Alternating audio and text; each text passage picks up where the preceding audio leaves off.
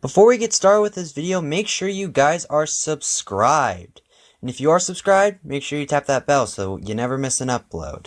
Thank you guys so much for the support, and enjoy the video. What's up guys, 360 Beyblade here, and today we have another unboxing following the Chozy Achilles Pro Series unboxing. Unfortunately, this isn't the video where we possibly unbox Orb and Guard. But today we will be unboxing Curse Satomb.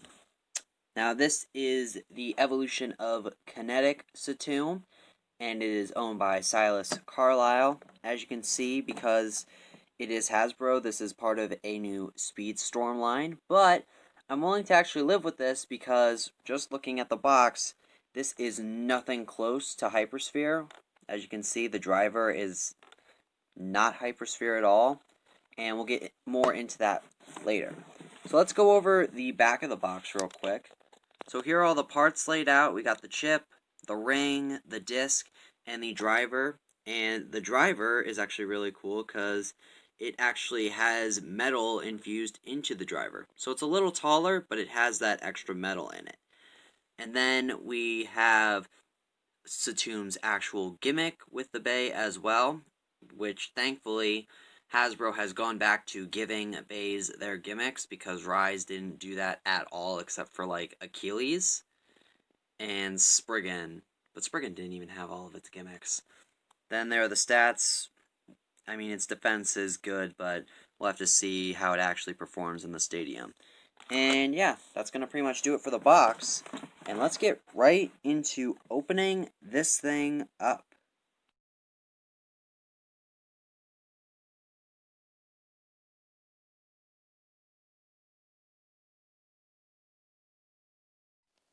Alright, so we got all the parts laid out. Let me try to get them all on screen here. And let's start with the launcher first. So these are the new Speedstorm launchers. The ripcord is essentially the same, but these are a nice blue color, and they are a little bit bigger than the Hasbro Hypersphere launchers, which in my opinion is pretty good.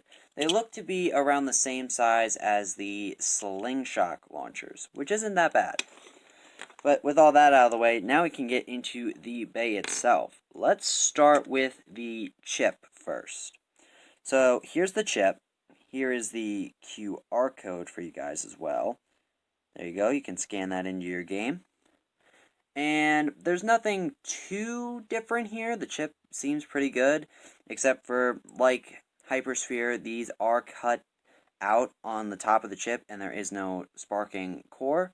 I'm willing to live with it this time around because with the way that they decide to cut it out, it doesn't really look out of place as compared to other bays. Now, once we get to metal chips, then we might be running into some issues, but overall, not too bad. Then let's move on to the ring. So, a quick thing to note is that because this is Speedstorm, we do not have chassis compared to the Takaratomi versions, but, I mean, we do get the gimmicks, so let me just try to show it off. So this wheel here, as well as every other one, they actually do move if you make contact with them. So it does have the roller drift-like ability. So that's pretty cool. And then we can just put this together. Clicks in pretty nice. And then we have the disc. Now this is Hurricane Hypersphere. It would have actually been really cool if we could have gotten a actual Hurricane. Who knows, maybe with Pro Series we might get an actual Hurricane. Because the thing with Satomb was you were able to actually put the bay together, and it was pretty hard because everything was free spinning. So without Hurricane, it's a bit easier to put together, but your defense is a little bit different. I mean, at least you can customize this with a frame, so maybe throw bump on here if you have an extra. And then finally, probably one of my favorite new parts, and probably my favorite part of the whole Speedstorm system, are these new drivers. So this is Universe Speedstorm. This is a brand new part that was introduced into Sparking. and it's nice to see Hasbro didn't really make too many changes. Yes, it's a little taller, but they made up for that by actually giving it metal. So I guess that's the kind of makeup for some of the metal that's missing because we don't have chassis. But again, you can kind of get over that because having metal in drivers is still pretty awesome.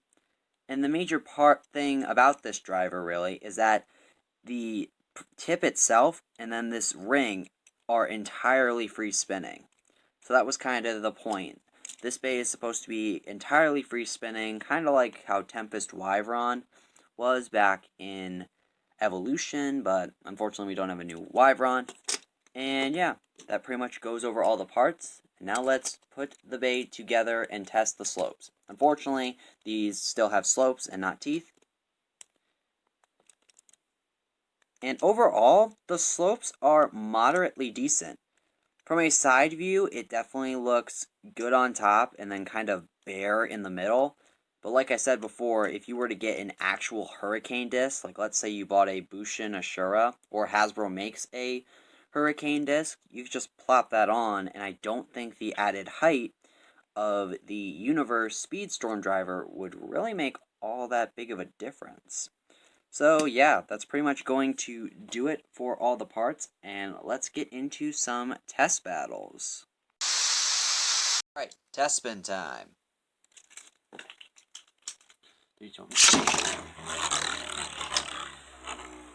So, yep, pretty much what you expect from a defense type. The only thing I would note is that, let's see if I can, no, can't get to do it. But because this is all free spinning, you will have a higher chance of being a bit more aggressive, kind of like friction. Now let's put it up against some bays. So we'll start with Heat Salamander. Slingshot Bay. This is kind of like a Slingshot Bay. I mean, they have their gimmicks.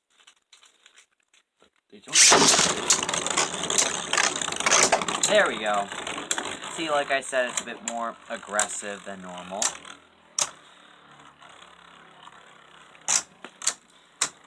Yeah, I think we're going to try and get a hurricane disc to put on this guy because it looks so weird in the camera to see it without it. And Satomb takes that with a survivor finish. And what are you doing now? Attack mode. Attack mode. Ooh, this ought to be fun. This layer might get damaged.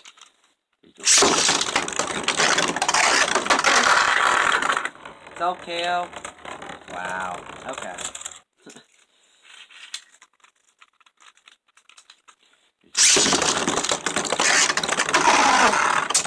There we go.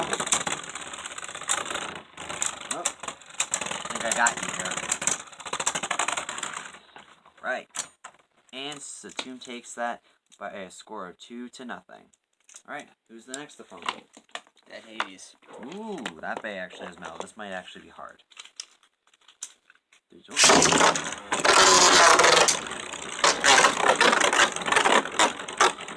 Yep, go waste.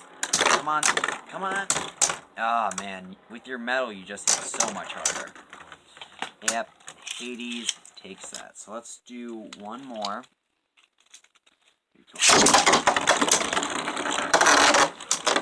Hades caught in the rail. Don't know if it'll make a difference. Got some hops going on. I think if it actually had a hurricane disc, it would perform better. Yep, and Hades takes that. So that is going to do it for the test battles. So that is going to do it for this unboxing of Cursed Satomb. If you guys liked it, smash that like button, share this video with your friends, comment below your thoughts of this bay, and if you're new to the channel, definitely subscribe so I can keep doing this awesome Beyblade content. We got a lot more stuff coming, and if you follow me on Instagram, you'll know what I'm talking about. And if you don't, follow me on Instagram. Come on, I've only got like 60 plus followers there. But that's going to do it for this video. And until next time, I'm 360 Beyblade, and I'll see you guys in my next video.